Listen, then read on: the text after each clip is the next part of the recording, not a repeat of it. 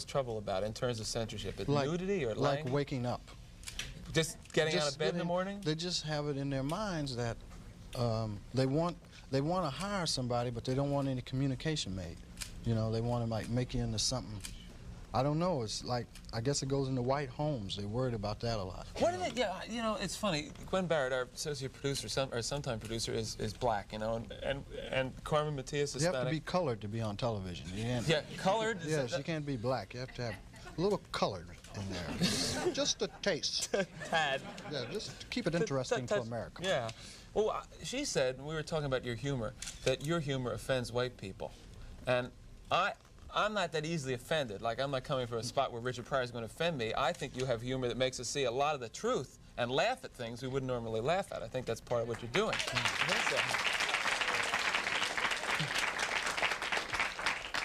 What do you think that these executives are afraid you're going to do to white America? Probably stop some racism. Stop racism?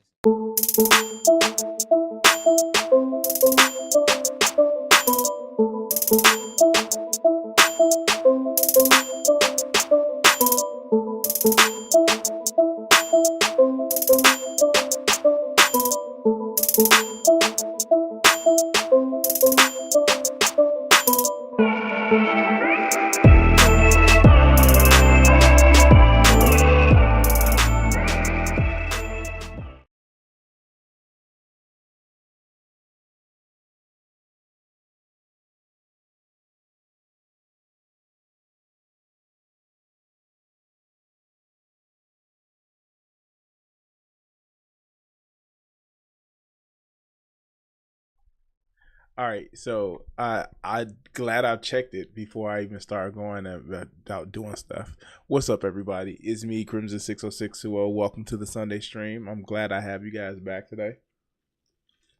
I don't know. I'm just planning out lunch. Probably get me a ham sandwich with some mustard. No, I'm being facetious. What's up, everybody? How's everybody doing today? I literally, quite literally, just sitting back and enjoying some videos, like even up until time to stream and kind of over the stream. I was watching the channel. He was giving dramatic retellings of mythology, stories, stuff like that, and it struck me as something. So most of you guys know that, like, I'm not a traditionalist. You can be a traditionalist, that's fine, but that's not who I am. I am somebody who quite literally plays by his own set of rules. And one of the things that I'm noticing, so I was at a munch last night, and if you know what a munch is, then welcome to the club. And the fact is that I was just telling a story, not a very practiced story, but a story nonetheless. I was telling, like, I was giving like the first, synapses of the first 3 games of God of War, and I realized something. I can actually do a breakdown of the story. Like, if I really wanted my channel to be that channel, it was like, man, first he came in with the hook from the top, like you see like Blank Boy, or what is that dude's name, Cool Edge 9 or some shit like that. I would be great at it. It's just that I don't have the patience to edit those videos, so I would need an editor to actually edit that part in. Like, I was watching it's in my history. I had to look it up. It was, those YouTube videos where you see somebody actually go over like a fight or go over like the history of an episode. Where is it at? I know I'm actually pulling it up. Where is it? Where is it? Excuse me. No.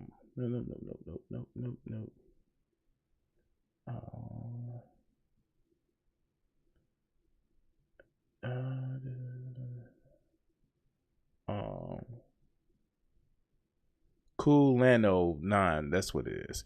And it was just like he was talking about Transformers 1, like y'all, like the Transformers history is like being crazy. I know we had the 80s cartoon. I don't remember what it was. I just remember watching it. And Beast Wars was amazing. Beast Wars was amazing. It was better than what it had to right to actually be. But it's just like for the last few years, outside the super kiddie friendly shows, like the Transformers lore has just been awesome. Megatron was an oppressed motherfucker that turned out to be just as bad as his oppressors. Optimus Prime was an oppressed motherfucker that tried to be noble and righteous. Now everybody's talking about Transformers 1, and I'm like, go back to Kingdom. Not Kingdom. Not Kingdom. It wasn't Kingdom. It was War for Cybertron. Go back to War for Cybertron. Do that. That one's awesome. They even had the Beast Machine part of it, and they had the Dinobot always dies. Newsflash: Dinobot always dies from the Beast Wars era. And it was awesome. Like, and Black Arachnia always is a traitor, like, to the good side. You know, it's just it's cool to me, like the love that Transformers actually got, and to integrate the Beast Wars part of it, because the Beast Wars part of it was, I remember watching the Transformers. I'm old enough to remember that. But also when they took it to the Beast Wars, and it just wasn't just some. They started off a placation to like kids, but when they took it to like, oh, this actually matters type shit. When Optimus Primal first dies, newsflash for a TV show that's like 30 years old. I mean, like they took it there. And why am I talking about classic cartoons? No. And it's just like, oh, I remember Thundercats was actually awesome. And no, not just for the Nelly song, but like, no, like for real, Thundercats was awesome. And it was, you know, a group of people that was running from the oppressive government, and then they turned out and they didn't exactly do a T word like some people on the left actually try to say, oh, you got to be a T word. Like, no, they actually try to help people instead of just being like, yeah, we need to get revenge. I don't know. So what's going on, guys? Why did I do this stream, title this stream the way I titled it? Well, I'm kind of upset, man. I'm upset. Now, I make no secret that that what's going on in the wake of the failure of the election is one of those things where it's just like, dude, come on, we got to do better. And doing better actually is addressing certain things. And just, okay, so here, let me just explain a little bit apart, and then we can go into the videos. So here's my issue that I have with a lot of people on the left. One, they don't reach out to people that they may disagree with, that they try to win over to their sides. That's the biggest thing. I literally was watching a video by the on Majority Channel, Majority Reports channel, and their thing of actually getting somebody to change their ways was shaming them and humiliating them so they can actually listen. I'm like, what? You think shaming somebody about a point is going to get them to listen? And I'm like, what the hell, man? What the actual hell? I don't get it. You don't get it. If you think that you're going to shame somebody to get into your side, welcome to Christianity. Like, for real. And most of you motherfuckers hate Christianity for the shaming. It doesn't work. If you just, if you don't just see what I believe, you need to read more theory. That's crap. That's bull. Like, for real. For real. I don't know what y'all think it is. Maybe it's like the way that you got on to the leftist. Oh, I feel ashamed, so ashamed about about the things that happened so much in the past, that I have so much guilt that I need to be the most extreme. No. You know what you need to do? If you feel ashamed about things you have no control over, then you need to actually go see some counseling.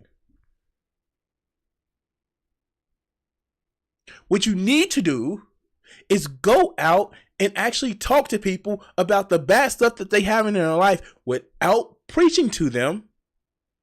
Ironic, I know what I'm doing that. But say, hey, what's going on in your life? Why does this matter to you? What's going on? Why do you feel threatened by this? And I just say, you shouldn't feel threatened by this. It's like saying, hey, I know you're afraid of the dark, but it's light in this other room. I'm afraid of the dark in this room, but it's light in this other room.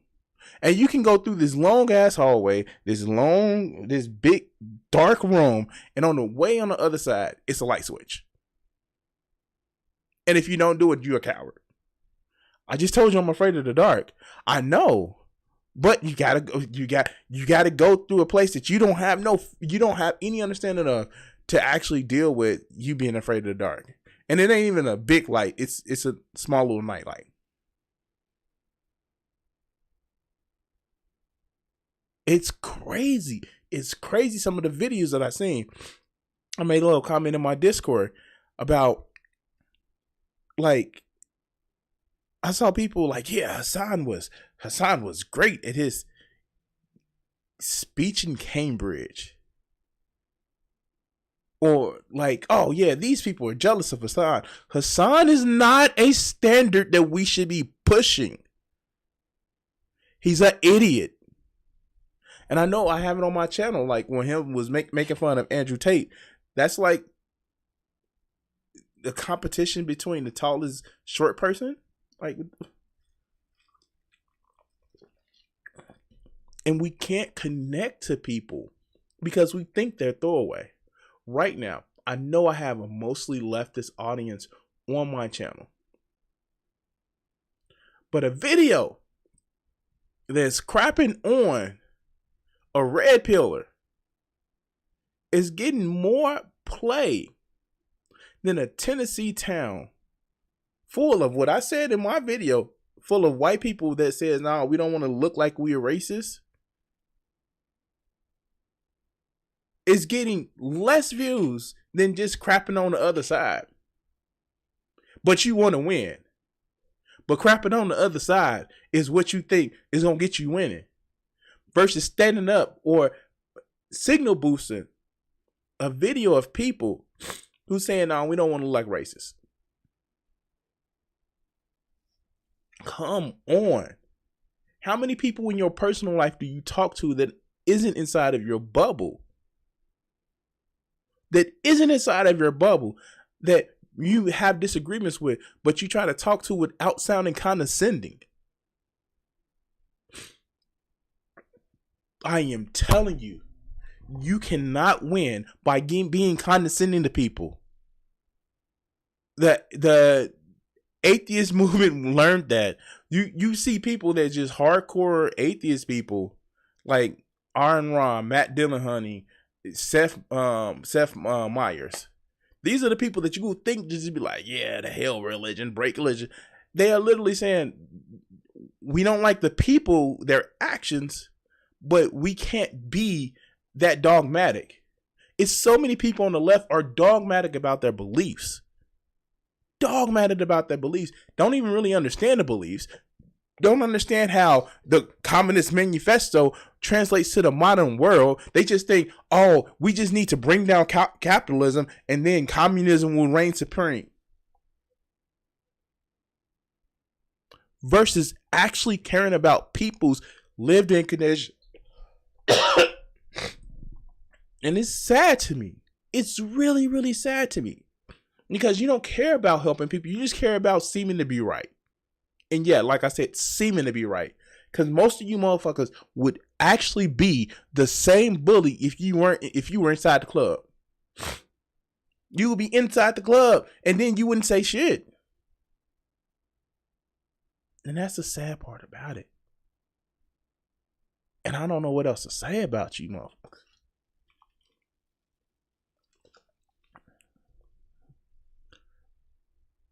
I've seen so many videos talking about the Democratic Party lost this, the Democratic Party lost that. They didn't go leftist. People don't care about your positions because you didn't make people care. You came off condescending.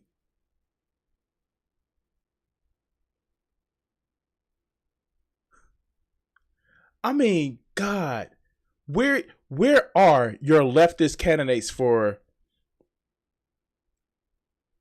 not even Senate or representatives, state representatives? Where are those people? Where are those people that you're pushing up? That's not just about national politics, but local politics as well. That county in Tennessee, the person that they had talking about that they won't stand up to actually having a Christian nationalist town was a Republican. Where are the Democrats in that town? Where are the leftists in that town? No, because you think as much as you claim that you don't like MAGA and you hate blue MAGA, you want top-down solutions as well. Oh, we're gonna do a community network. Community network yourself to create enough plants, enough produce to feed a city. You can't. Oh, wow. It's sad with the level of delusion that some of these people live in.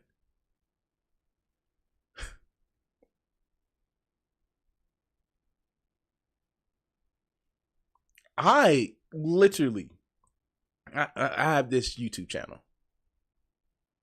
I get on here once a week and stream a live stream, and sometimes less than once a week. But we're not going to talk about that. But I also talk to people in real life. How many times do you do that without sounding condescending? But no, it's a problem. And some of the things that kind of like gets me too is just like, it's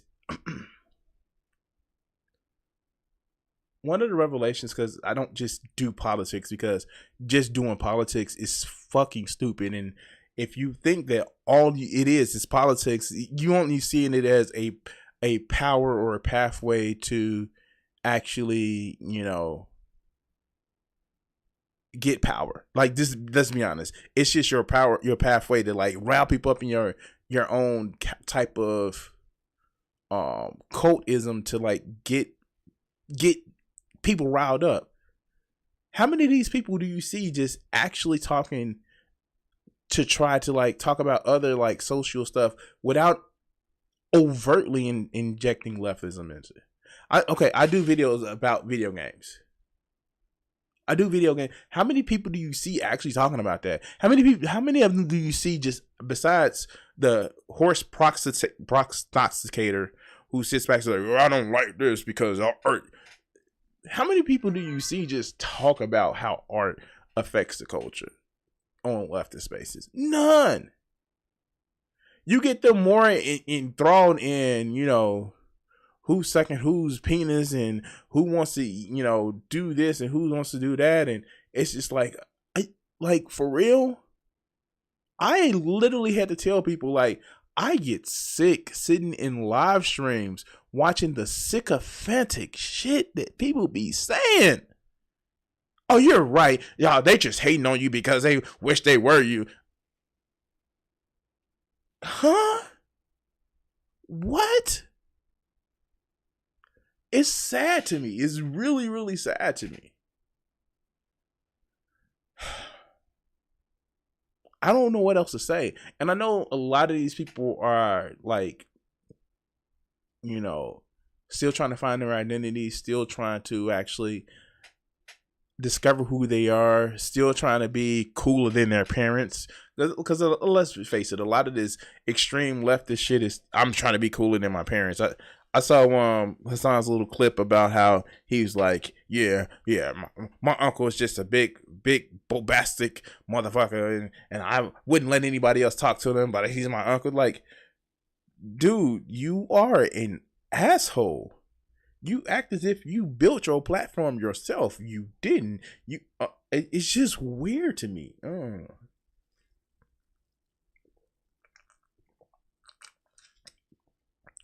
But anyway, I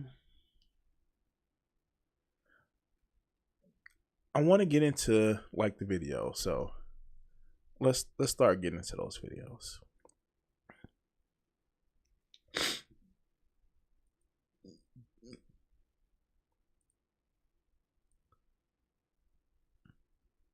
So I have a bone to pick with the uncommitted movement. The uncommitted movement to me was just a group of people like, and you can just tell that one of the biggest problems that I have with the online left is that they think playing politics, they really think playing politics is optional. Well, you're going to be part of that system. Like, do you see the hate? Ironically, Bernie Sanders have actually escaped from he's part of the system now. But every other person, the squad, because they had to play politics, then they're corrupted by the system. It just irritates me because we only have politics to play when it comes to setting government policy. This whole, you're compromised, so if you don't not compromise, then you're part of the system, and then it's just ridiculous. Oh, how dare AOC not actually vote? She just voted president instead of saying yes or no. How dare them not? Like, some of these people don't understand that a president doesn't have the big communist button that they're just refusing to press. And it's stupid. It's incredibly stupid. And the uncommitted movement is just a cacophony. Now, I said a $5 word on a $3 budget. A cacophony of people who just like, if we stand out and if Trump wins, then the Democratic Party will know how it feels to not have our votes. And they don't get politics is these people, if they realize they can't go after your vote, they're going to go after the easier vote to go after. And you wonder why they run back to the middle. But I came across this video. I saw a few seconds of it from Al Spark. And let's see what he's talking about with the uncommitted movement. But there are some folks out there that I've had some, let's just say some special vitriol for.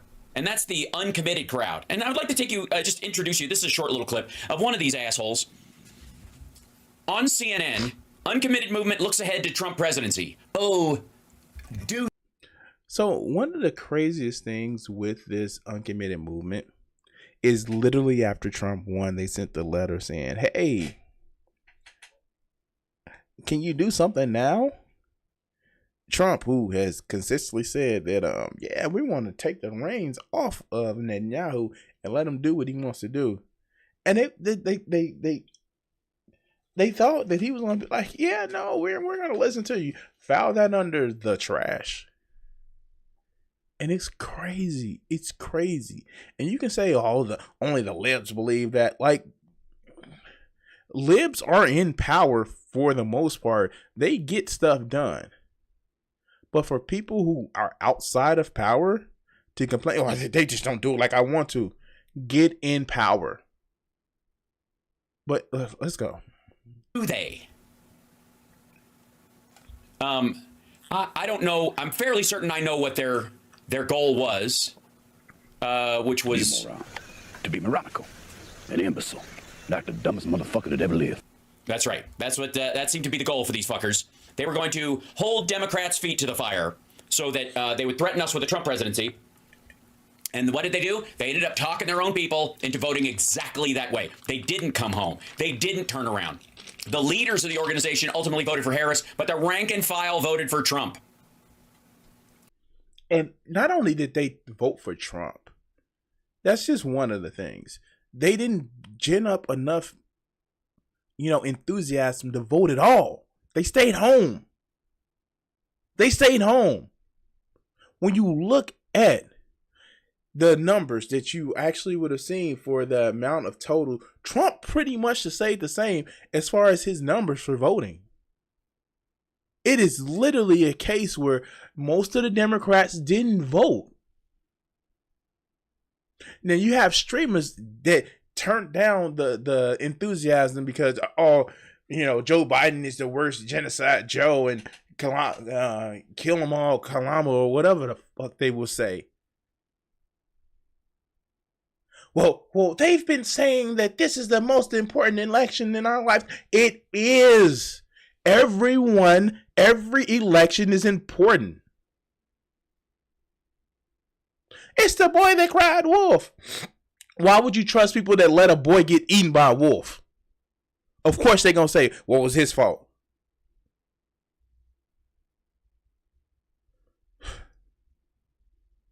Y'all didn't even turn out to vote for the House race, the Senate race. What are y'all talking about? Y'all don't care. It's an accelerationist attitude. But you forget with the accelerationist attitude, how many people are going to get hurt. Because you threw a pity party about y'all one issue and not about the people that you claim that you want to make sure to get better. But let's continue. Listen to this shit. If it looks like ethnic cleansing, it sounds like ethnic cleansing. It's an ethnic cleansing campaign in Gaza and West Bank and southern Lebanon. And Mike Huckabee was just named as the guy who's going to oversee the final stages of that campaign. And so our message right now is to President Biden, you've got to do something about this. President Biden, stand up for once to Netanyahu before Donald Trump successfully gets away with pinning this legacy of this ethnic cleansing campaign on you and you alone. With all that noise that y'all was making, y'all knew what Trump said. Y'all knew what he was talking about. And yet, that enthusiasm about at least it's some sort of range. Oh, when you vote for the lesser of two evils, you still voting for evils. Really? Really? Really? But let's continue. Forevermore. Do you hear this, motherfucker? Do something, even though these assholes handed the reins of power to Donald Trump, but it's fucking Biden who was like walking this line between a country that had been attacked, having the right to defend itself, and the terrorists that were involved in this on Hamas, and not just Hamas, but like Islamic State in Gaza. It literally walking the line between these two, trying to keep Netanyahu on a shorter leash than he would have. So I don't necessarily agree specifically with that. I do think Hamas got what they wanted. Escalation and fighting until a point where it was this way. And I also think Netanyahu, because I've been alive longer than a season of a motherfucking Netflix show. Netanyahu is a monster. He has a blood feud about it. It was his key to say like, yeah, we want to do this. But what kills me with the whole conversation is all of these people that say, oh, it's a genocide going on. No, it's not a genocide. It's a totally one-sided war. That I will give you that. It is totally one-sided. But for a lot of these people who literally say it's a genocide, they don't know the history of the situation in any of the Middle East in the last 50 years or 70. And if you think that it's just like, I will give you, Netanyahu is a monster and he wants to kill all, kilogram the Palestinian people. But for you to just be like, yeah, everybody who's in Israel wants to destroy it. Like that's being hyperbolic. And the thing about it is, Israel is the U.S. ally. You can't just drop them like a Discord friend and block them as if it's just a Discord call.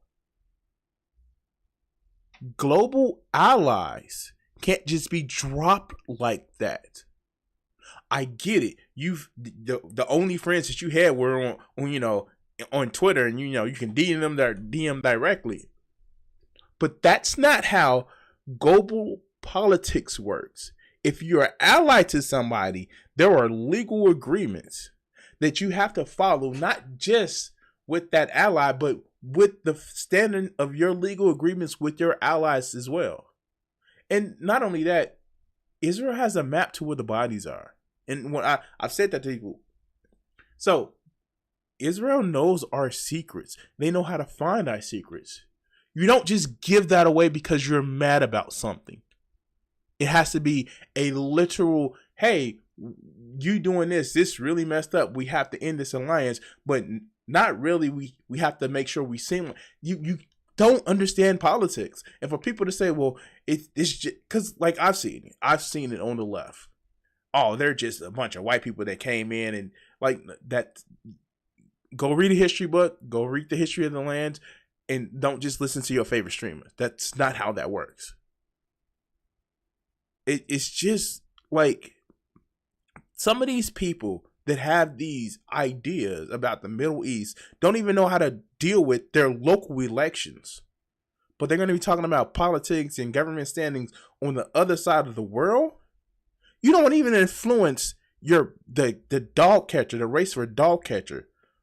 Why should some other government, whole country that they have to answer to, deal with you?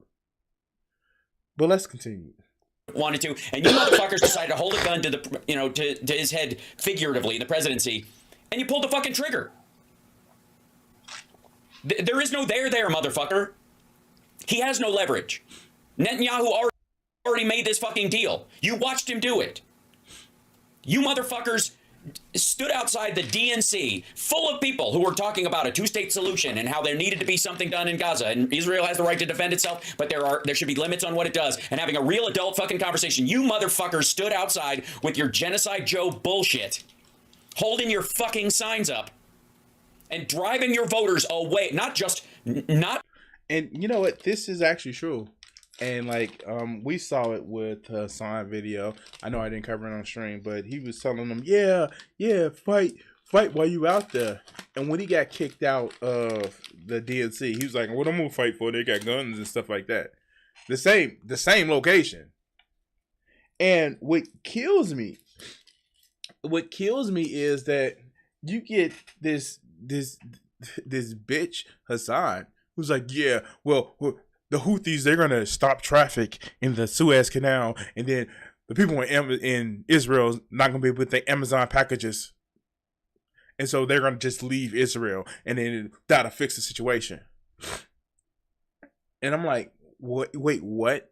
He has literally said that he wants Israel to not exist anymore. He says that they're going to selectively leave. But again, I asked those people who says, oh yeah, these people are going to selectively leave. What about the people that can't?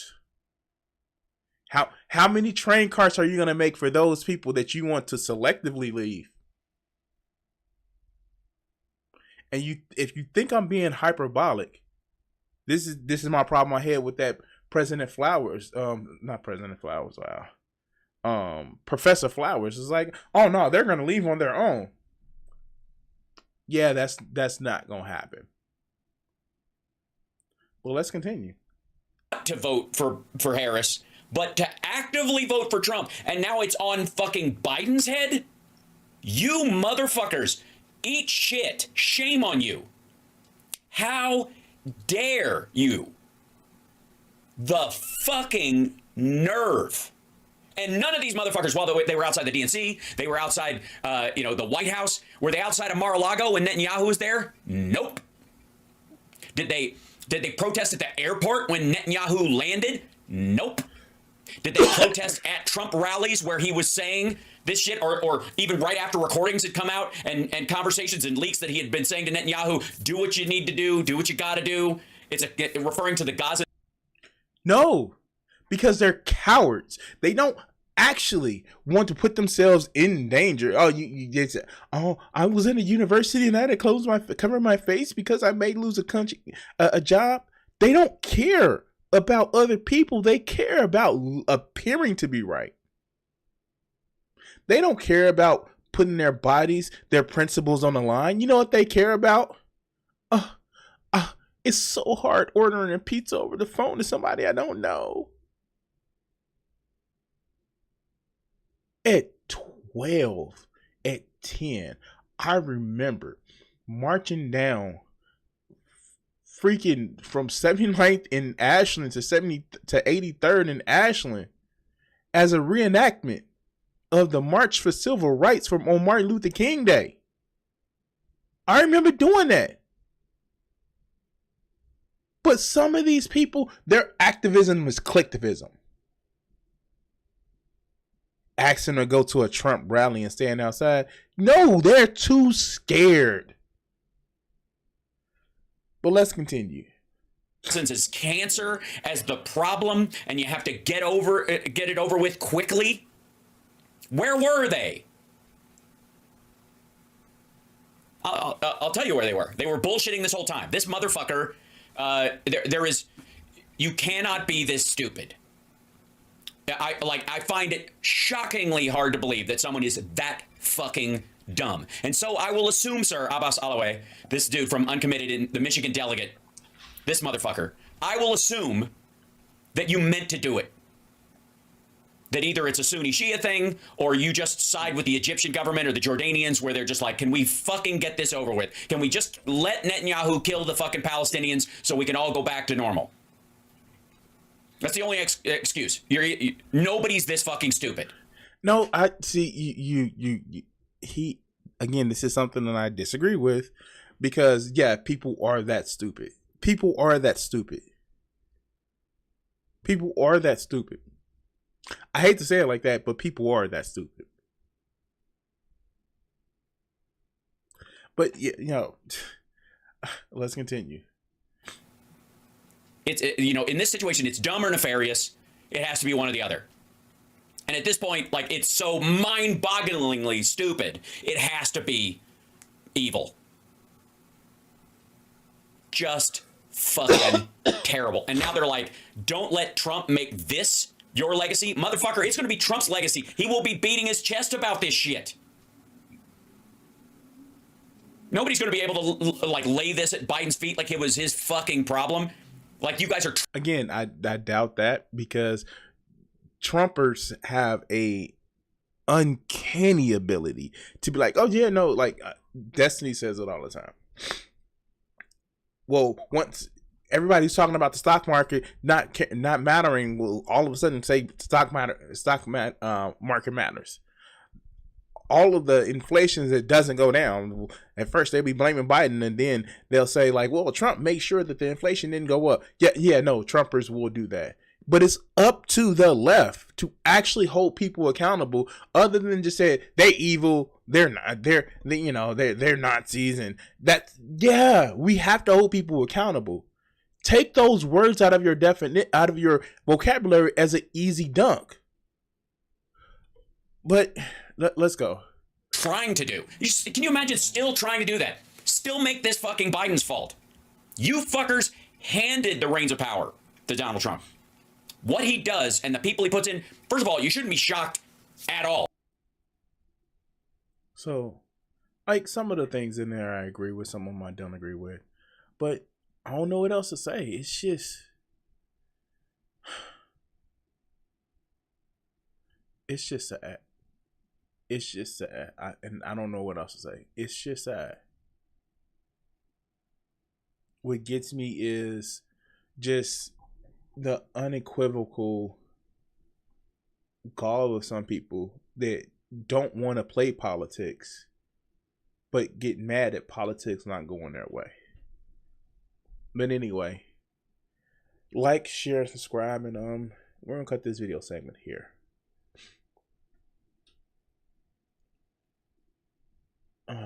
So let's kind of go to this next video. I know I feel like I'm doing rapid fire today, but I want to actually go and, do this next video because I saw it and it was just like, it was irritating as shit. It was irritating as shit because I don't know what else to say. It was just irritating as shit. I like, all right, let's go.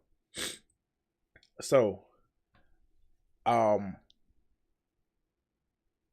with me, my YouTube watching and like things that I react to on stream, things that I just watch off stream, sometimes I come across stuff that is just like, wait, huh? What in the world? Like, it just gets me. And I kind of saw into this, and I watched some of it, so I'm not gonna not say I didn't watch it, but things are just crazy. It's crazy. And I know I mentioned this before early in the stream, but I just think that Hassan Piker is just not a good spokesman for the left. He's somebody who looks good and other good stuff, but he's an idiot. He's a himbo. He has said so much stuff that is just crazy, and it makes the left look like monsters to some people. But let's get into his discussion, his debate at the Cambridge Union. Ron Weasley, I hope he's not making fun of this cat because he from like the Harry Potter books. So let's go. All right, let's do it. Sorry for questioning you, but I'm sure. What? No, I'm used to it. I guess the thing I was talking a little bit about was, I know you're not a fan of. I'm not a fan of him either, but Richie Torres sent a big letter. But oh god. But in particular, there were some comments in there about sort of dismissing. A lot of people did feel very upset at the time. I remember seeing it about dismissing Why on October 7th as rape fantasies, rape hallucinations. I mean, the UN has gone checked. Yeah. No, you know what's ironic? You want to know what's ironic about that? So, what gets me is the revisionism that you see Hassan constantly tries to do, right? Hassan actually tries to put out that he never made fun of the assaults that happened on October 7th. He knows that some may have happened, but it wasn't systematic. And it's just like, one, we have the videos of you doing it, dog. We have the videos. It's out there. And you too stupid to try to request them and be taken down off the internet, because not only are you too stupid, but you too self-absorbed in any video of you need to put it out there. But we know you made fun of it. But let's continue to go. So that was a 17-second clip that Richie Torres got from a group of people that are like, trying to present this. Like, for real, like, can you keep Destiny's name out of your mouth? I'm not even defending the dude, but every problem, every issue that you have is Destiny. It's DGG, it's Destiny, it's Steven, it's Nebraska Steve. Like, you can't take accountability for the stuff that you said. If I put out something that was wrong and I would go and correct it if I felt it was wrong. If I didn't feel it was wrong, I said it. But people look to him as some beacon of leftist spokespersonality. But every time he's caught in something that he shouldn't have said, oh, well, you're just taking it out of context. Like, your career is built on everything, and your context is your career.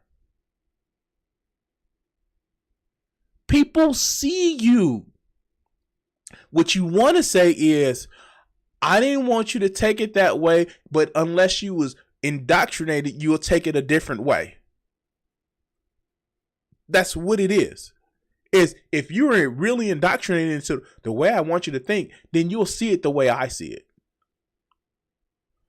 But let's continue. narrative that I am a vicious anti-Semite that is a rape denialist. And what's really Nobody said that, dude. Nobody said that. People say that you are apathetic to what happened to the people on October 7th. And you laugh about it. But it's mostly apathetic. You're apathetic to what's going on in the Middle East, other than what gets you, brownie points from your community. That's what people are saying. And if everybody's saying that you the asshole, it may be that you the asshole. But let's continue. really interesting about that clip is that I went back because I was like, this doesn't make any sense. And I went back and I looked at the 17-second clip that he put in that. And it was actually from a broader conversation where I was arguing against someone who was denying rapes. And I was like, no, I think that there is a very high likelihood that sexual assaults occurred. And I even brought up the UN report that you're suggesting that that there was at least one documented instance of first-hand account testimony from one of the hostages that sexual assault had happened. And that there is no reason to disparage or to claim that it did not happen when there is at least evidence that it did.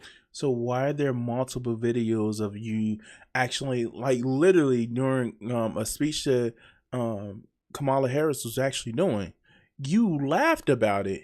Like, I knew that they're going to bring it up as if it was a lie, dog. People see this. Are you going to believe him or your lying eyes? But let's continue. And that it had not changed the dynamic of genocide for me even a little bit. And I think that the way, and the thing, and you also hear this whole, basically, well, it happened because, that still don't mean, it happened. So I'm justifying that it happened because this genocide. It's like you don't have a fleshed out, nuanced point about what's going on. So you just say genocide because I don't have to explain it anymore. And because genocide, well, everything that happened to them, second thought wasn't exactly wrong. That's how that comes off. And when people ask you about condemning second thought, you was like, no. You dismiss it. But let's continue. in which you said that to a lot of people sounded very, very dismissive. Like, especially to people who, had relatives who were perhaps murdered or taken away, or who felt that, the loss of life on that day. so. Let me ask you this question. Traumatic for the Jewish community. Let me ask you this question. Now that you know the broader context, You were dismissive. That's it. You were dismissive. I don't care if, Satan himself, Omar Lucifer, came up and said, aha, we have Hassan showing this clip. And I know that there's a clip of you, not somebody telling you, but we literally have a clip of you saying that. Dude, you the liar. We have a clip. We have you. Is this the clearest video I've seen? Is this in 4K? They caught you in 4K. Or whatever Twitch is. But let's go. Do you feel as though, like, do you feel like you were maybe duped? I don't want to say duped, but like that you saw this. Oh, since you didn't take it like I wanted you to take it, then you were lied to. You were duped. It was a narrative that was building. Aren't you building a narrative? It doesn't matter that I'm building a narrative. I want you to see things my way. That was like very clearly out of context. Does that change your opinion a little bit, or do you feel like I'm running defense? I'm very much on the sort of, I've always been on the pro-Palestine side. I'm a left-leaning person, so I never looked at what I saw. And see, another thing too, this would actually gets me. It's the lack of just nuance about what's going on. You know whose side I'm on? I'm on the citizen side. I'm on the people that actually need to live in a place. A lot of them have been there for at least a generation. Some of them were actually kicked out of other countries. And yes, even what's going on with Palestine, they've lived there for hundreds, if not thousands of years. But when you come down to it, the people that's making these decisions about what's going on are not the people that actually care about their citizens. They care about their power struggles. And that's the scary part. Nobody is talking about that. The people that's on the Palestinian side don't care about the Jewish people that's been there for at least a generation, or people who have lived in different countries that got expelled out. The people that on the pro-Israel side, a lot of them don't care about the Palestinians. When elephants fight, the grass gets trampled. And that's what it should be about. You get idiots like Hassan's like, yeah, Israel shouldn't exist. And it's disgusting. Again, going back to that phrase, well, when the Houthis come, they're going to, stop the trade through the Suez Canal, and then people are anything, Amazon packages late, and then they're going to want to leave Israel. You get people like Frogan talking about, yeah, they could just go back to Brooklyn. And it's just like, you realize what you're saying, right? I've heard that shit. You don't like it here, go back to Africa. Why are you using the tools of the people that you say that you are oppressors in order to make your point? You just want revenge, dog. But let's continue. As I said, this is justification for blockade, genocide, anything like that. But I did see, I'm also a humanitarian, and I think that it's important when you're trying to solve a conflict, or when you're trying to stop violence, that you honestly say what happened. And what happened was, I agree. Murderous militants went in to a music festival and murdered hundreds of teenagers in cold blood, and often massacred and mutilated them in ways. Why is Hassan just looking like another thing, another lie, or it's like it doesn't matter that happened? There was a massacre that happened on October 7th. You can't just you just can't disregard that. It was something. Not only was it just they captured it on video, dog. That was a thing that happened. Now, of course, I'm not surprised about Hassan actually, not caring that civilians were hurt. I mean, he did, praise 9/11, or he said America deserved 9/11. I'm not surprised about that. I don't know why so many people are surprised about that when his claim to fame was that, oh yeah, it's okay for civilians to die.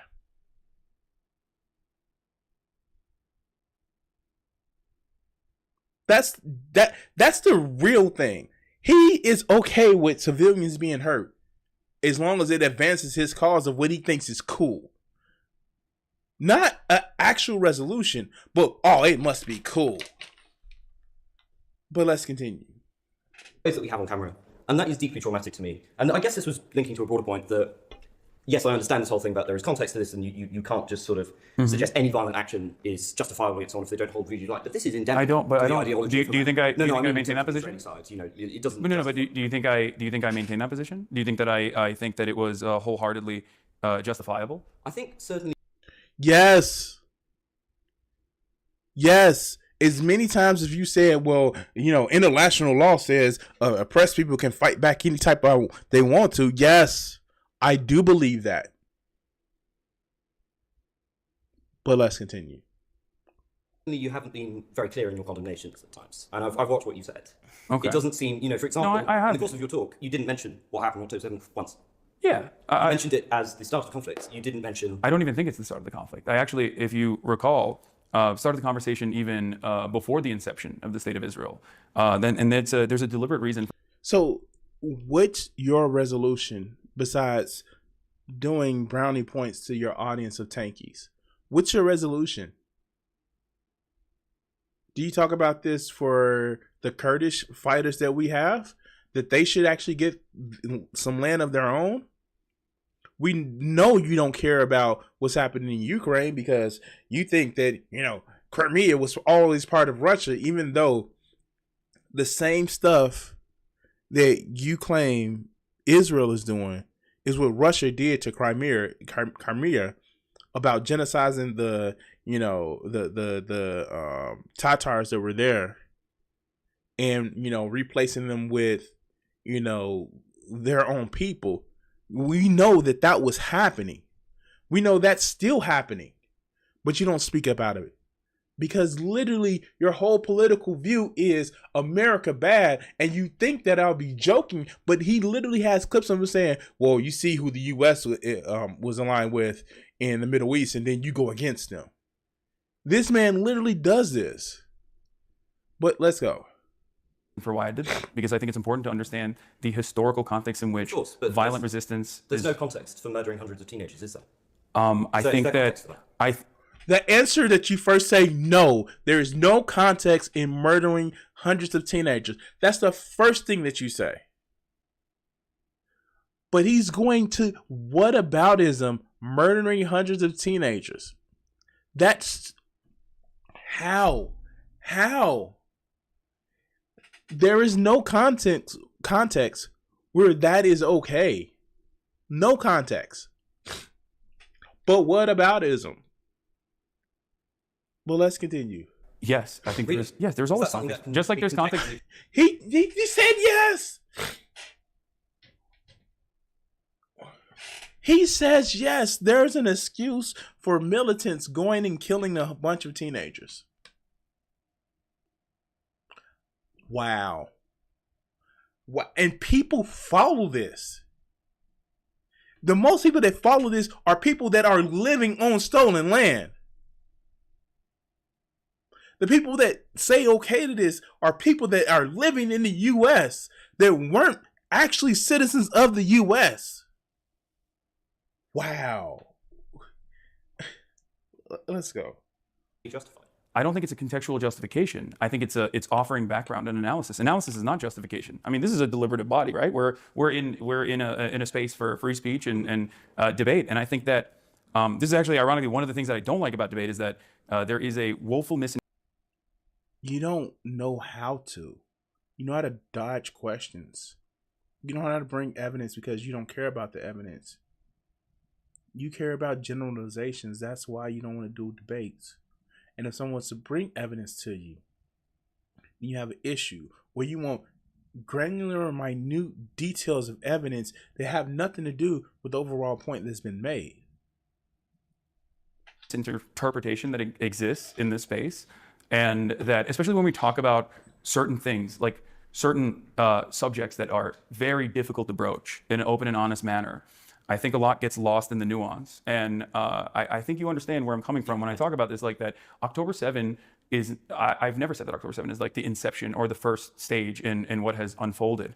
I think that it's important to understand the context in which violent resistance has evolved, whether it be Hamas or whether it be any militancy against like overarching. What was happening on October 7th didn't look like an evolution of violent resistance. It didn't. It looked like the stuff that you read in the history book of when towns got sacked. They came in, killed a bunch of people, assaulted a bunch of people, and then fought the actual troops. And before you guys say that, oh, that seems like some racist overtones, like, no, that's just the history of people that come in and sack towns. That was a sacking of that area of the map. It was barbaric, not because of who did it, but the activities of they actually did. They literally filmed them with the body of a woman.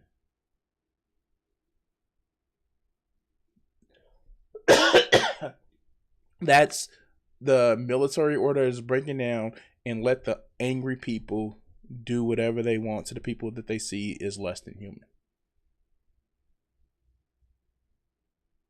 And I thought we stopped doing that a long time ago. Or we at least should have started doing it when we start having actual civilian military. But what happened on October 7th? It was monstrous. And anybody who says anything other than that, other than it was a provocation, because Hamas knew what they were going to actually be doing. They knew the overreaction that they were actually going to get, and they got it. For you to sell it as, oh, it's just freedom fighting. Freedom fighters don't do that. Freedom fighters come in, they liberate people, and then they leave. That was a sack. You know it and I know it.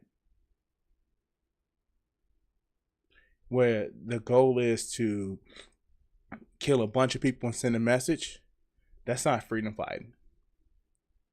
It'll be freedom fighting if they attack the military target, a government building. That's freedom fighting. That was just pure, unadulterated, carnage. But let's continue. Oppressive colonial actions. But I suppose what I'm saying to you is there's time for nuance, and there's also time to say something is unequivocally evil, and something is unequivocally. He's just not paying attention. He's trying to see what drink I can get. Like, he's not paying attention. Oh, God. Like, at this point, when I saw this fool actually just, let me give me a drink. He doesn't have the patience enough to sit back and listen to somebody making a point. I would have just I'm done with this. Equivocally unjustifiable. I think I'm wondering why you can say that correctly about the wealth of Israeli atrocities. But to actually fix this conflict and gain trust with people, you need to say that unequivocally about the murder of hundreds of teenagers at the Supernova Music Festival, their mutilation and often their rape. And I don't know why you can't say that. I don't. First of all, in terms of using the language of mutilation and rape, and also consistently saying that there is a contextual justification for it, I think. You upset about language being used? Mister, it's a genocide. You upset about language being used? No, you can't use this language because it makes me look really bad for actually saying something bad about it. Like, makes me look really bad. You can't use this language, but I'm going to use this language. Wow. Okay. Let's go. The violence that states engage in, specifically an apartheid state, which you agree is Israel's an apartheid state. Okay. Why are you going here? Stop answering questions with questions. Address the point. Like, this dude who's actually conducting the interview, not the debate, the interview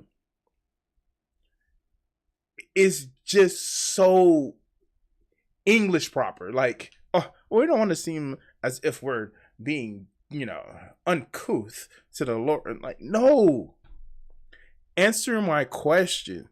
Address the questions that I'm asking you. Stop asking other questions. Answer the question, then go into your point. God. He's doing the ultra instinct dodge. Let's go. So the violence that an apartheid state engages in is oftentimes considered to be invisible. There is a tremendous number of documented, there's a tremendous number of speakers and media representatives that have actively communicated all of the violence that has unfolded on October 7. I myself have also maintained the position that any kind of violence against civilians is completely unjustifiable. No, you haven't. You haven't, even in this conversation. You literally, in this conversation, have actually said, well, it's context to it. Your career started with you saying that America deserved 9/11. The fuck is wrong with you, dude? Why don't more people call him on his bullshit? But I think it's more productive to at least be a resilient voice that, especially in the West, that tries to explain that these aren't barbaric monsters, that these are horrifying atrocities that they did, right? But that it is not coming out of a place of this antiquated anti-Semitic tendencies, or that they wanted to go out and do mass rapes, or any number of different ways in which people. Nobody said that they just wanted to go out and do mass sexual assaults. Nobody said that, dog. But people have been saying that this is a terrorism group, that this is a group of people that oppress their own citizens, that kill more of their own citizens than what Israel does. That's what people have been saying. And we're saying, how could you, champion that? That's what's going on. Don't you get it? People have, I think, in a very unhelpful way, tried to claim that there is no emancipatory ambition here, and that there is no valid interest in wanting to be rid of Israeli sovereignty. No, there isn't. It's power for the sake of power. If they cared about emancipatory ambition, they wouldn't kill their own people. It is people in power trying to make decisions to get their own power, and they're using where we're gonna make this country in the Middle East great again, as long as we get rid of these people. Assad fled Syria. You think he did it for the Syrian people? No, it was about his own power. I don't get this. Oh, they're noble, but they have savage tendencies. They because oppressed, because the West. Even though all of the things that he has his success in is based on the West. Oh, it's bad because reasons. But let me take advantage of actually being in the West. But the West is bad. Do you think that by invading the Gaza Strip, that they were not motivated by anti-Semitism, given the fact that they were murdering civilians indiscriminately? Invading the Gaza Strip? Sorry, by invading from the Gaza Strip into Israel. Yeah. Do you think that they were not motivated by anti-Semitism, given that they were murdering citizens? No. That is remarkable. No, the entire logic of Hamas. Yeah, no, I don't. On anti-Semitism. No. And if you don't recognise that, then you're never going to build any trust with the Jewish community. Wow, he actually, grew some teeth, grew some fangs. Like, dude, it's part of their ideology. It's not just like, oh, we want to, get rid of the oppressed. No, they literally want to wipe them out. It is a blood feud. And Hassan right here is lying. We know he's lying. He literally had the Houthi kid on, where the flag just denounces like wanting to, wipe out the Jewish people on their flag. But let's continue. If you have people who are out there and suggesting that your people don't have a right to exist, the slogan of the Houthis you so admire is death to the Jews. I know, and I've been very critical of that as well. Well, I don't. No, you haven't. You played their theme song on your stream, dog. Where have you been? In private? You played their theme song on it. I watch people putting together, different like Damascus steel swords, people melting down like old machineries and turn them into bullion bars. He literally watched somebody create a sniper rifle on his stream and said, "Oh, it's great. Look at them. They're creating their own sniper rifle." Like, it was fucking 7 days to die. They created a pipe barrel sniper rifle. I don't know if critical enough not to platform somebody and call him a sexy pirate. That person wasn't I don't know if you're aware of this or not, but that was a 19-year-old Yemeni teenager that was actually not associated with the Ansar Allah movement at all. He said he was. He literally has, before he comes on stream, saying he was. Why are you lying, dog? People have pointed out the videos. You refuse to watch him on stream because you know. Let's go. There is enormous debate about that, and it is highly unlikely he'd be fighting with them if he had no connections to them. And you were not. He was not. He was not fighting with them. There is a lot that gets lost in the translation, and certainly he was on the ship with them. He said he was giving the crew specifically a drug to smoke with them. No, he's just a PR guy. Yeah, he's just a PR guy. He's not part of them. He's just a PR guy. And I think a lot of commentary has existed in the space of a conversation that I had 10 months ago, or at this 11 months ago, before the Ansar Allah administration was even designated as an official state-sponsored terrorist organization. Joe Biden had actually taken them out of that classification that Donald Trump had put them in because of the fact that they were moving on, that the Saudi-Iranian normalization had taken place. And that person, the 19-year-old Yemeni teenager, I originally thought was a Houthi. And I'm very open about that. And you were perfectly happy to give him a hang. Oh, absolutely. I think that there is. It would have been a very different conversation. But having said that, if you think that I would have, there were points in that conversation where I asked them directly, "What do you think about Jewish people? What would you say if I were to tell you that there are a lot of Jewish people who are leading anti-Zionist protests in America?" And his answer was very clear. And this is a person. See, and this is where he has his issue with deniability. He says, "But my Jewish friend." I get it. there is a group of people who hate Netanyahu, really fucking hate Netanyahu. But to say, like, unless you are totally against the state of Israel even existing, then you're a Zionist, which I think the left should just leave that word alone and keep it for let the Nazis keep that word. You shouldn't just start using that, because in the end, you're doing the bidding of what the neo-Nazis and the other people actually want. They want to ostracize Jewish people. And the left is playing into that. Well, let's go. Person that has IDF soldier, and they said, "Oh, I don't hate Palestinians." You would critically engage and examine that, but you do not critically engage and examine with this individual. And instead, you because an IDF soldier in many circumstances is living in similar conditions to someone like myself.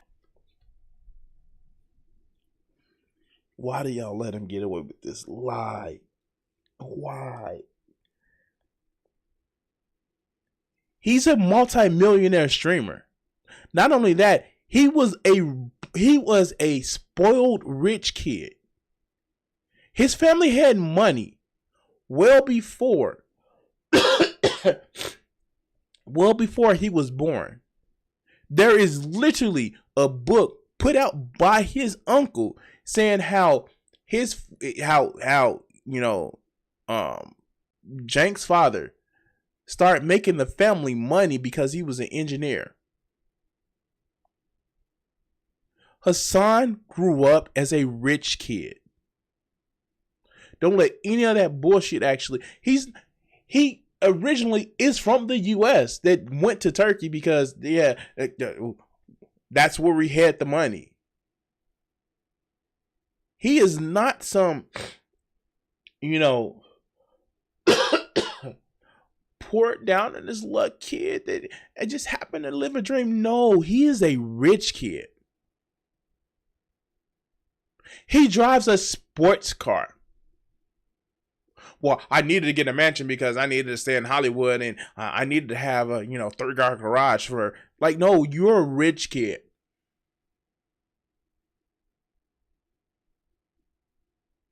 But let's continue. So I treat someone in the Western world with like Nazi ambitions very differently. No, I think this is interesting because it suggests that you don't have a moral universalism. What I've heard from you is this very eloquent, and I agree with it, moral condemnation of the atrocities. But when we talk about the murder of gay people en masse in Yemen, when we talk about, for example, Tibet's oppression under China, or when we talk about what Hamas has done to gay people within that, or what they do to Jewish hostages, you enter this contextual blather. And it strikes... Yeah, and of course, because one rule for thee and not for me. That's just it. Well, if the U.S. wasn't oppressing, the people in the Middle East, they'll be open to the LGBTQ community. Like, dude, we had the books, dog. We have, the Torah, the Bible, the Quran. That's one of the things that they pretty much frown on before the U.S. started. That's the sad part about it is it's ignoring the literal cultures before the U.S. started. It's ignoring the history of the region. Or it's U.S. bad because U.S. bad. They don't like gay people. Never mind, like one of the biggest, like a few of the biggest heroes in that whole part of the world were I was watching a video earlier today about the Epic of Gilgamesh. Dude was a flaming bi guy. Like, he met Enkidu and they were in love. But you will never hear that story just promoted in there because the culture. Alexander the Great, one of the most fictitious Macedonian warriors there is was by. And, Christians, you don't escape it too, because David was by. Him embracing Jonathan and with no clothes off in the field when they were well and good. Yeah, they were by. But that was looked down on in the modern era, not just in the Middle East, but in a lot of places around the world, even though the people that were in power, they were looking down on, they were making it a taboo stand, were actually doing it themselves. That's not a Western oppressive thing. That's hey, we want power, so we want to oppress as many people as we can. Ooh, look, those other people who are not like you. But let's continue. Because you want to know why? You want to know why? Because Israel has killed significantly larger numbers of gay Palestinians than Hamas has, and that is precisely why I think it's a universally unproductive conversation to consistently. I need the numbers on that, man. I need the numbers on that. Can you give me the numbers on that? I need the source. Talk about the many different moral failings, especially when I look at this with my own personal background, with the understanding that reactionary movements grow when there are outside forces that are invading a country. This is something that I actually talked about with respect to Ukraine as well, that while there were many movements within Ukraine that were constantly fighting against paramilitary groups that had started off as like offshoots of football hooligans, the Azov Brigade being one of them, that once Ukraine was invaded by Russia, that the inevitable violence was going to make all of the most right-wing reactionary forces, the emancipatory forces that were going to dominate the country in perpetuity. We saw this with Iran. First off, what? Did he just say a whole bunch of nothing? Well, when Azov was coming around, they're going to come take over Ukraine. That didn't happen, dog. That's a lie. That's a lie. Wait, what? Wait, what? You know that's a lie, right? And I do want to say it gives credence to the fact that, when a country is invading, like some of the undesirable groups, be it from both left and right wing, you see how he kept that out, gets pushed into like a mishmash of the normal forces if it's actually helped protect the country. But that doesn't mean they always get power. By his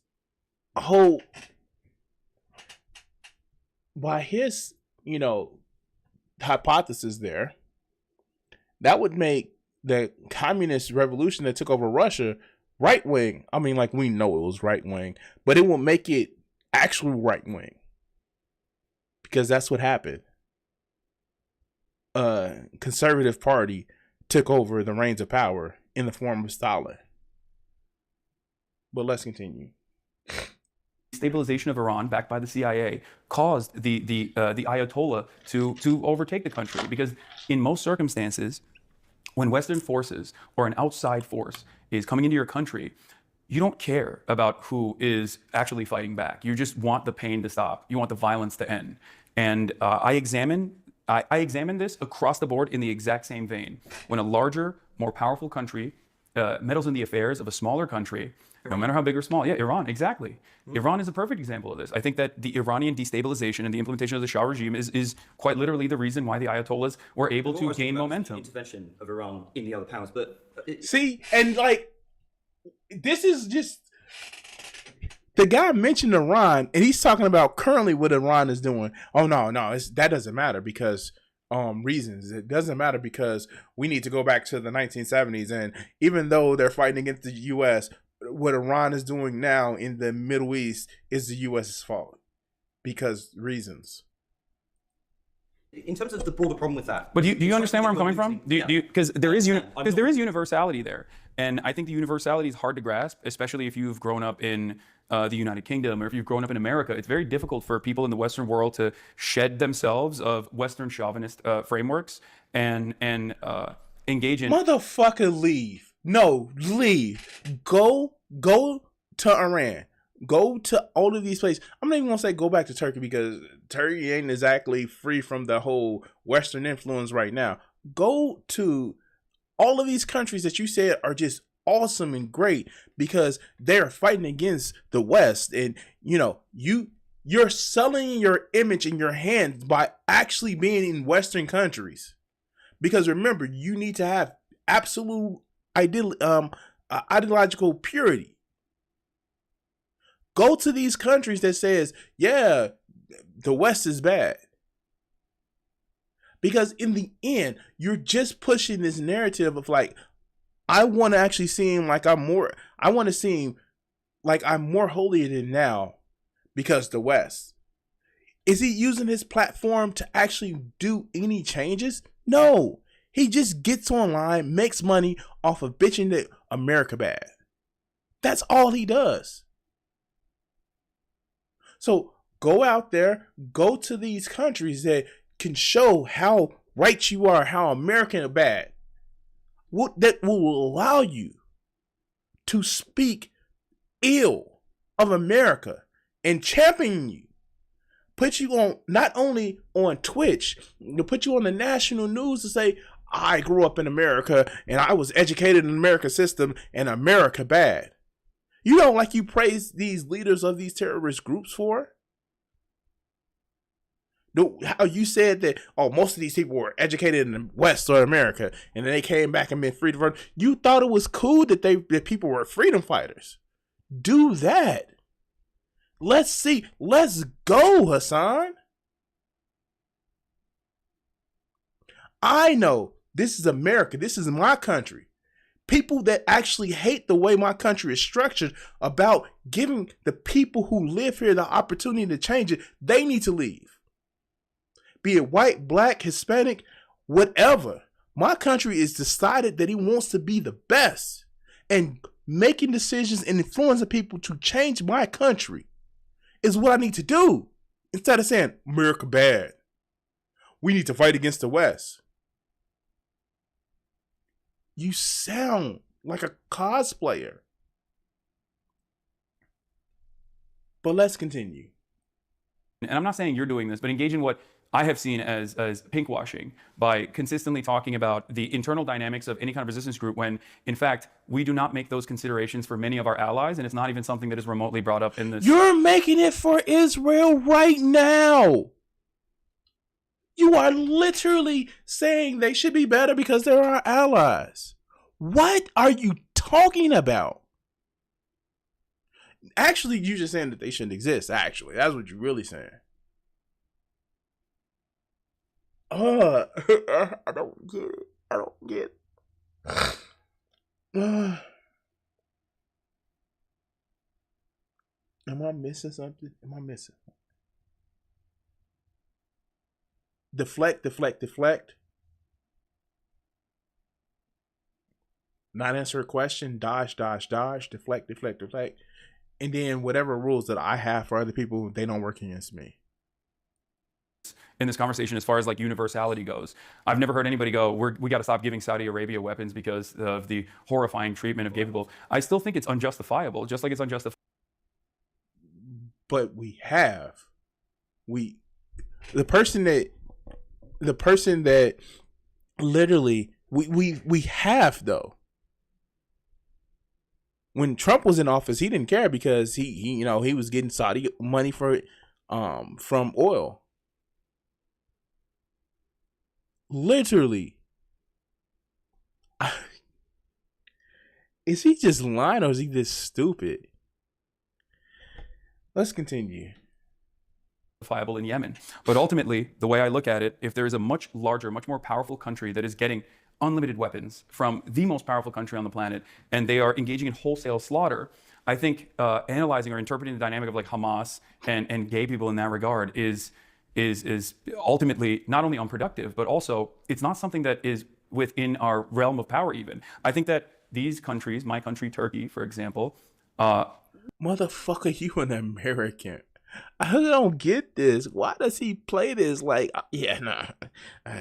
Dude, you are an American. Dude. You spent more of your life in America than you have in Turkey. You were born in Jersey. You are a fucking American. You act American because you think that the way you look at the world is the most important view of it. You say anything you want about the government, and then you're hypocritical about everything else. You are one of the most Americans there is. The fuck? Let's go.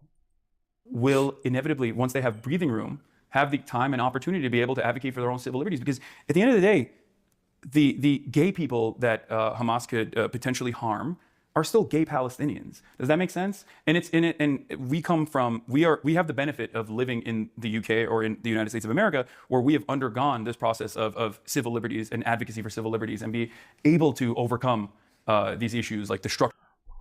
Motherfucker, stop. Because we know before the age of the Renaissance, we actually had the Arab world were more progressive than the European part of the world. We know that. That's why we have things like arithmetic, the alphabet. Like these are words with roots of, the in Arabic in nature. We know this. The flame of human civilization after Rome died went to the Arab world, and then it came back to Europe. We know that. We know that this is some things that happened. But what happened was a shift in power, and people kind of devolved into fiefdoms. And that which like religious reign, for real, like if you go back to like the alphabet or arithmetic or these things were actually the flame of of Greece and Rome were carried by the Arabic world for a while the center switched to the Renaissance. It was a thing. You can actually say they were even more open at that time. But what's going on now is a bunch of petty ass dictators trying to keep their grasp on power. That's what's going on right now. And when it's petty ass dictators trying to keep their grasp on power, then people that they can easily point out and target, which usually are gay people, and turns out some immigrants or people that don't look like the major majority of the population, or women, they get targeted. That's not because, this civilization is backward because of reasons. It's the de-evolution of a country when a wannabe tin pot dictator takes over. But by the way, y'all said it wasn't, the Democratic Party wasn't, good, and now we have another return of a tin pot dictator. I wonder who they're gonna start targeting first. Fuck out of here. Structural hurdles, the systematic discrimination that gay people face. Like, I mean, think about Alan Turing. I think there are two issues. Sorry if I just could respond quickly. If I can just say, you've been debating for a very long time, and by all means. Sorry, I don't mean to. No, it's fine. I would love to sort of offer some of Cambridge Union's sort of fantastic hospitality, maybe British culture, maybe. Sorry, yeah, sorry. The pub. Okay, it looks like this is over. So yeah, no, this is just 15 minutes of just bullshit talk. And just to see the lies and bullshit that Hassan pulls in that 15 minutes, I don't know what else to say, man. It's just irritating. But anyway, I know I'm gonna get the Hassan hate fans. Cool, I love your tears. And any other problems that you have, cool. I love it. I love it. Anyway, like, share, and subscribe. We're gonna cut this video segment here.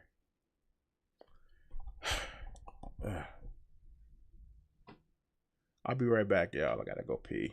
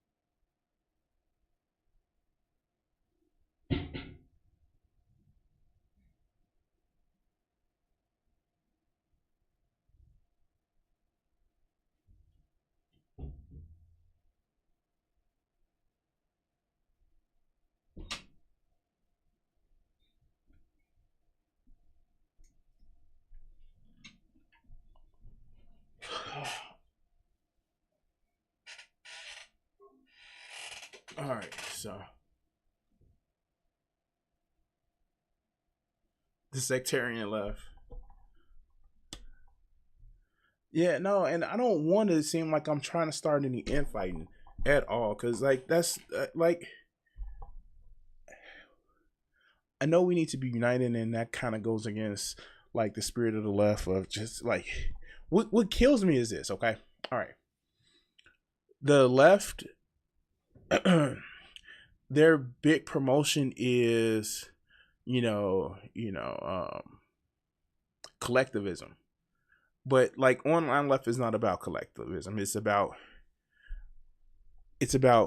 building a exclusionary community. Because if you're not completely what we believe, then you're the enemy. And it's just like I kind of wish that the leftist mentality, and I'm guilty of it too, because it's like it's so many times where I just don't join communities because it's a problem with me actually being part of that community. It's just like it's just one of those things. But what is starting to really get to me is that there are so many people that make leftism their personality and not care about like the bad stuff that's happening to people.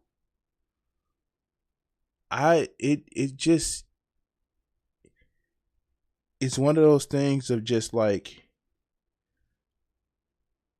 and I've talked about it and we've had these conversations on my Discord servers where it's just like, oh, men having a hard time? Well, suck it up. Y'all had y'all run to the table already, so it's time for y'all to get to the back of the line now. It's just like, I don't think you understand what you're actually saying, who you're pushing away. And the fact is, they're going to be reached out in this country, either if you not by you, by another group. And so many people think they're just like, oh, man, it's at their turn, and so we can just treat them like anything. Like, no, these are people that have been taught from the longest time that they can get up and change the world, and they're given a monochrome of, well, if you do this, if you act like this, we can start getting people to act the way they used to act, and it's just unbelievably stupid. You know what? Now that I'm talking about it, let's do this video. I was going to save this for another day, but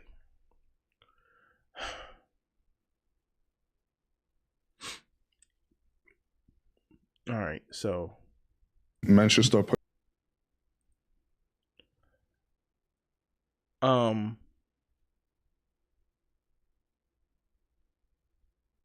This red pill shit kind of pisses me off.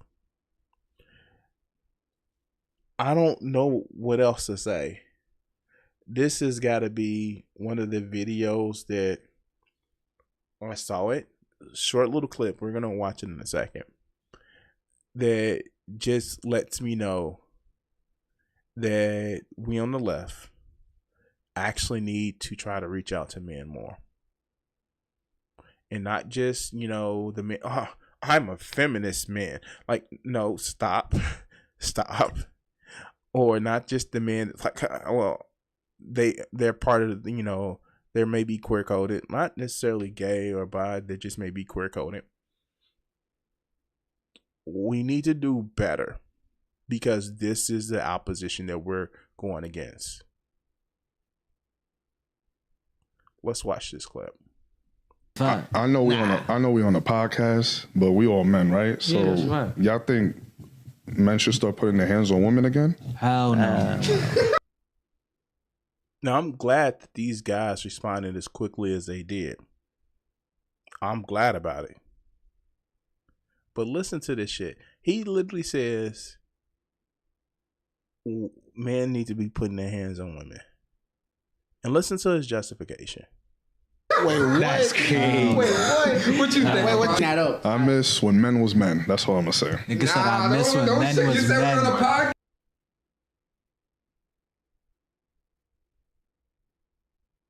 He misses when men were men. This fucking clown. This fucking clown is advocating for men to be men and put their hands on women.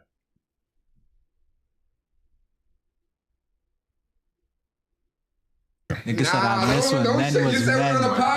Nigga said I miss when men was men. He's trying to get us canceled. No. I'm not even doing that on purpose. I'm being dead ass serious when I say that. I mean, the hitting's OD, but that's when women were the most like, sir, yes, sir, like whatever for their king. I feel like, and that came with that, even though that's not good. I don't think it's good.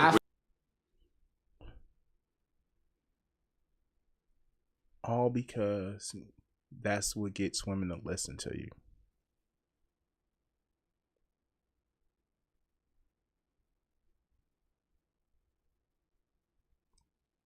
GA said it in the stream. The fact is, we missing out on talking to people, because when we don't talk to people, we get idiots like this that says, well, I wish when men were men. Never mind the fact that a real man commands respect, not demands submission. If you have to use violence as a means of getting respect, you don't have respect, you have fear. And it doesn't help that the image of leftist man is some weak-willed, but I don't want to seem toxic masculine. Like, stop using that word. Literally use the words bullying. Literally use the words oppressive. Don't stop using toxic masculinity. Because people have learned to turn that shit off in their brain and just turn off hearing you. You know what words I use when describing somebody that's like this? Not just every man, but somebody like this: abusive, small, petty.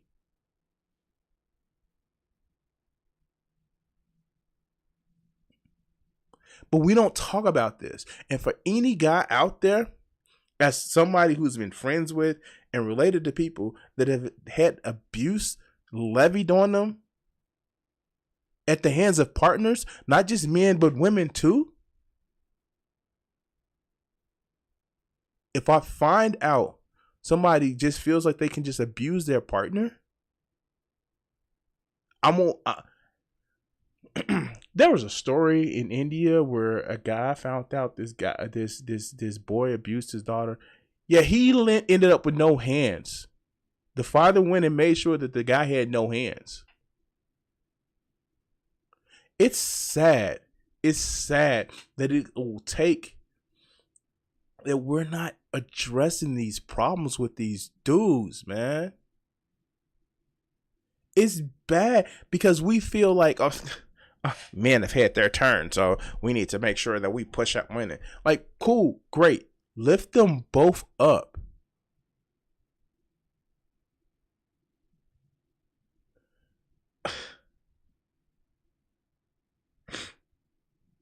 I that's why I have my space that I have. I'm not gonna lie.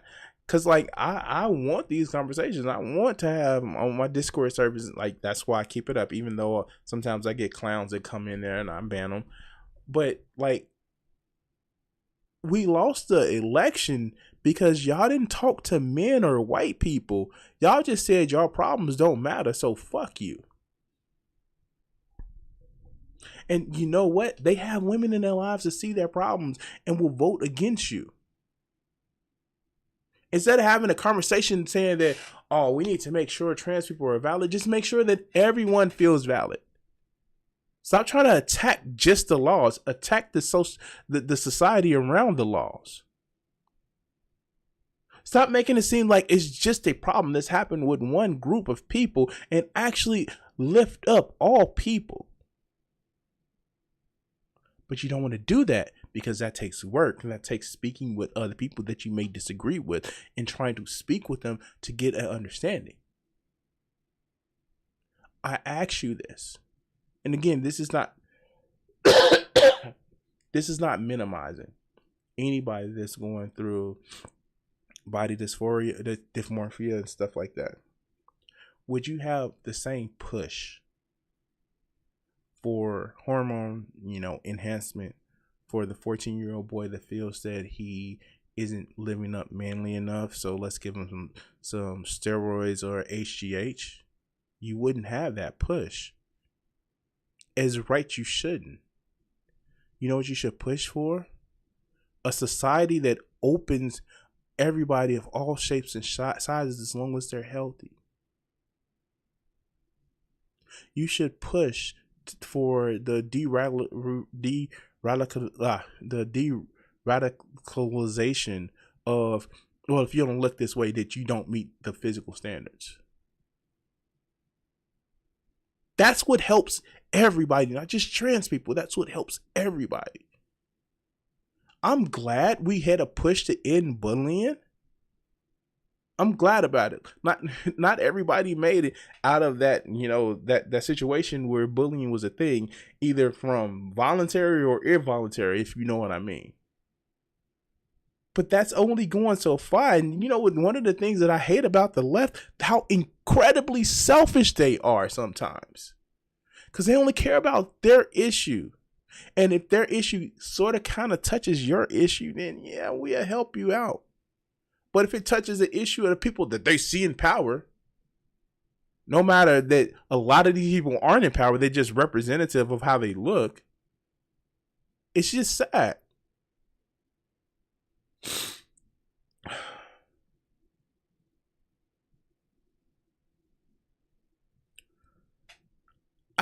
I don't get it. I don't get it. Why is a monster like this on a podcast? And I'm glad, I do want to say, I'm glad that so many people were, against this bullshit that he said. I'm glad these are the spaces that we need to have on the left to talk to motherfuckers like this.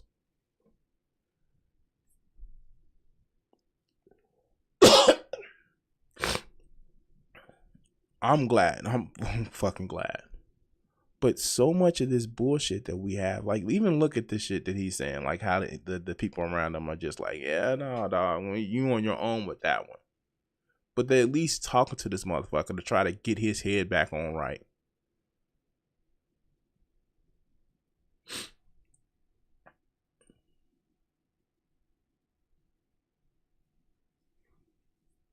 I don't know.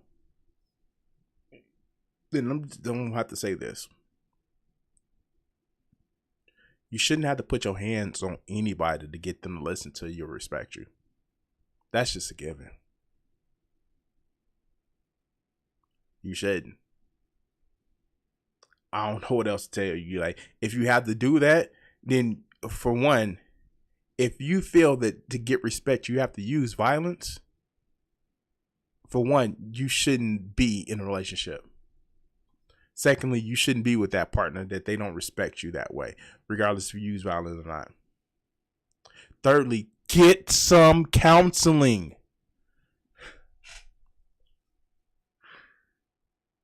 Go get some counseling.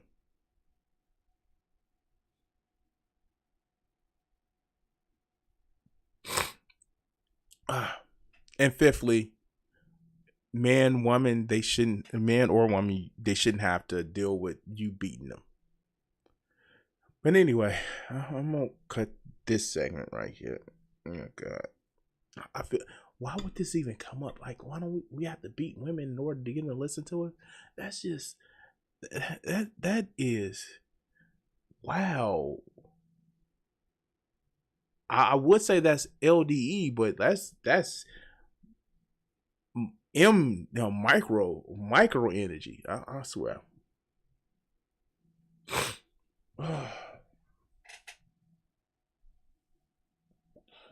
Oh God. I need to eat some lunch soon. Go get me some ham, some Swiss cheese, some bread, and some mustard. Okay, I'm sorry, I had to do it again. What else do we have to do? Oh, let's do this fun one right here. celibacy.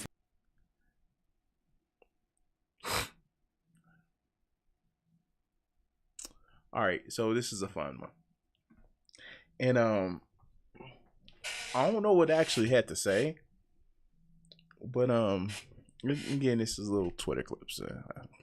Listen, I just started getting back on Twitter because I've seen people like okay, I'm not gonna lie. Okay, I know this part of the video, so I'm just saying it.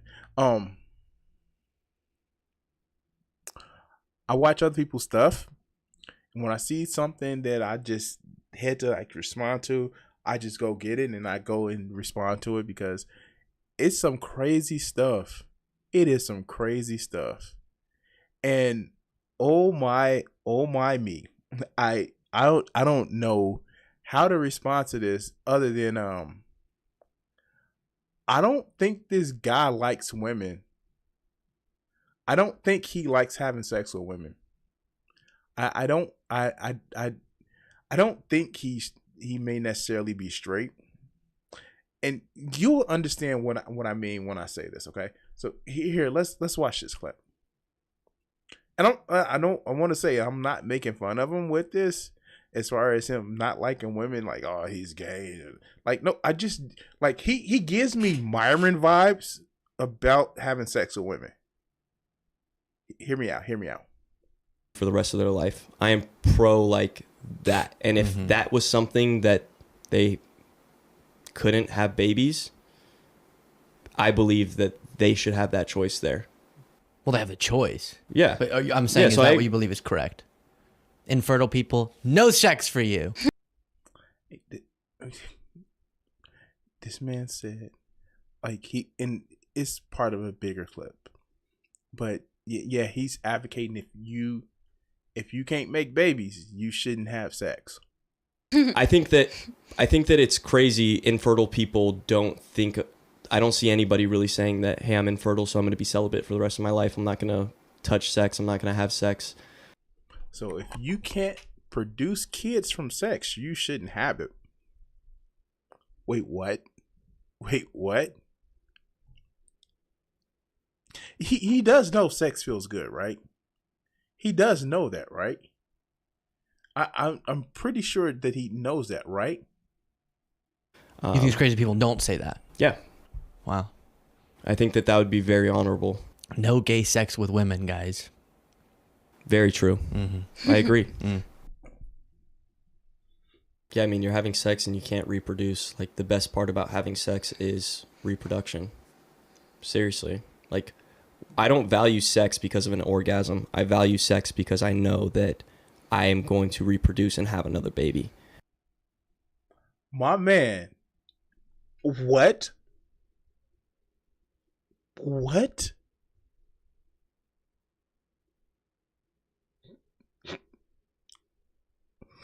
Tell me you don't like having sex with your wife without saying you don't like having sex with your wife. How? Maybe the orgasms aren't good enough. Kidding. Sorry. Pain. I mean, like, seriously, though. He says orgasm is pain. Get this man a doctor. Get this man a doctor. Okay, I get it now. He's having problems with, like, having sex. Maybe he has twisted testicles. Maybe he has, disruptive nerve endings. But damn, for real? Excuse me. Like, the best part of it's why as soon as we got together, like, she's off birth control. As soon as we got married, yeah. As soon as we're together, it's like no birth control. Wait. Dog, why was she on birth control before she married you? Huh? What was up with that? Maybe it was to regulate hormones, to get a normal cycle. Maybe it was because y'all was fucking around if y'all was married. Maybe she was just fucking around if y'all was married. Like, what the hell?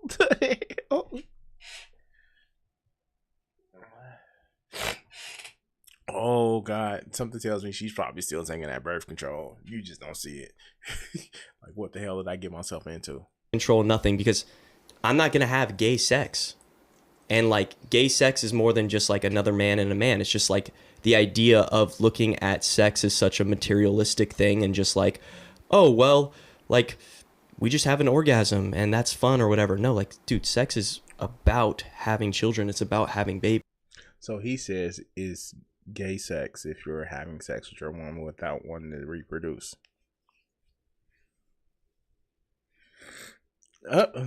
Guess who's not getting none right now?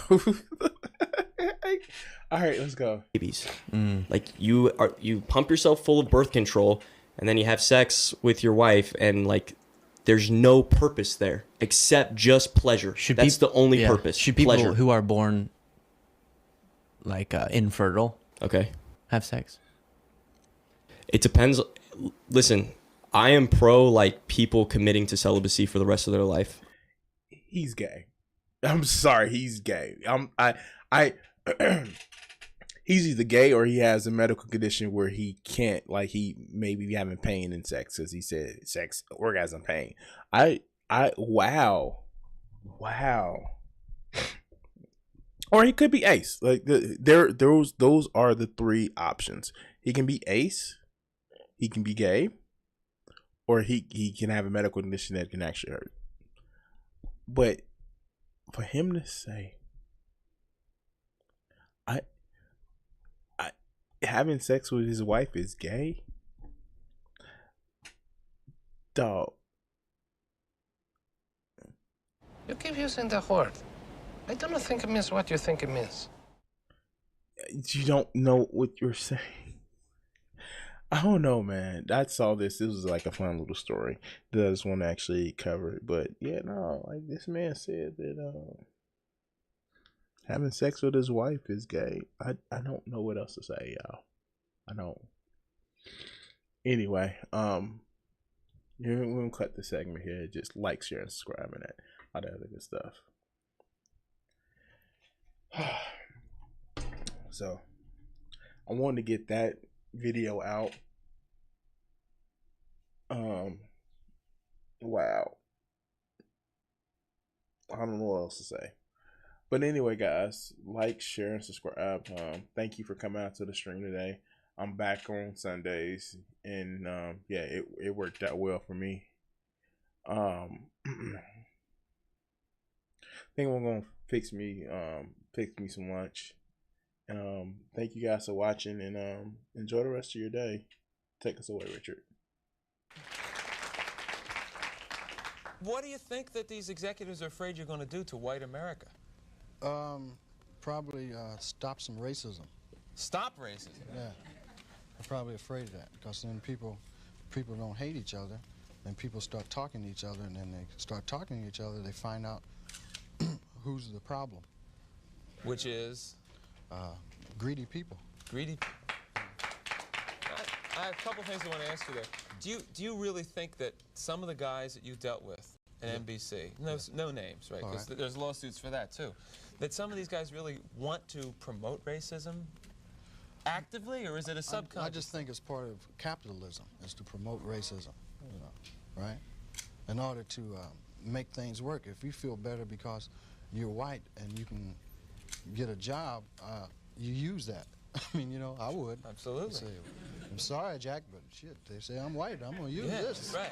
Absolutely. Get this job. I'm hungry, you know.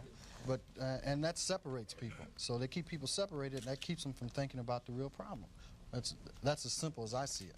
Probably it's not that simple, but. Now, all right, you and I are about the same age, right? We're in our mid-30s. How long is it going to take before guys who think like you, and I say guys who think like me, people who don't want to have racism in the country, people who don't want to be oppressing any minority, whatever it is, sexual, whatever minority, really get into positions of power and can change things? You can't get in a position of power, it seems, if you think like that.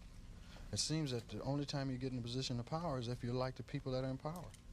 To me, I mean, that's the way it goes. I mean, people that get to become executives become like the people that were already executives. I don't know, maybe. They go in with good intentions, but it eats them up. It's like a cesspool, you know. It just gets on you and it starts the system eating. levels them. pretty soon it's Is all that gone. what a cesspool sounds like? Yes.